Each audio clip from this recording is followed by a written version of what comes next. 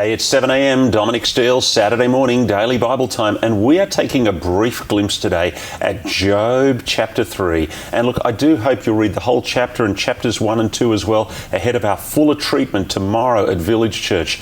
Job in chapter 3 is in the depth of mystery, and yet he knows he has to deal with God. The book unfolds, and that becomes a massive theme in Job's journey. Even though God feels absent, He's still right there. Let me give it to you. Job chapter 3 and verse 23. Why is life given to a man whose path is hidden, whom God has hedged in? Christopher Ash's commentary, he notes that in chapter 1 verse 10, Satan complains God has put a hedge around Job, a protective hedge. But now by chapter 3 it feels like the hedge is hemming Job in. And Job has this miserable life that he wants to leave, that he cannot, and yet God is leaving him there, and so he's got to interact with God. At the end of chapter 3, Job is alone.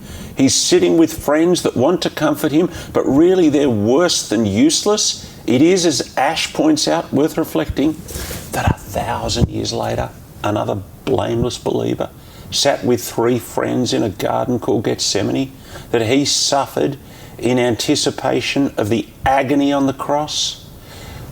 Alone? Could you not watch just 1 hour? And they could not. His darkness was even deeper than Job's darkness, and yet it's actually because of his darkness, because of his aloneness, that now it's not necessary for any believer to actually suffer alone.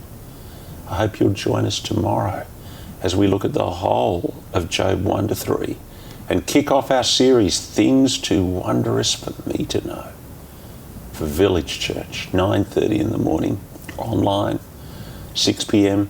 online. Be great to have you with us.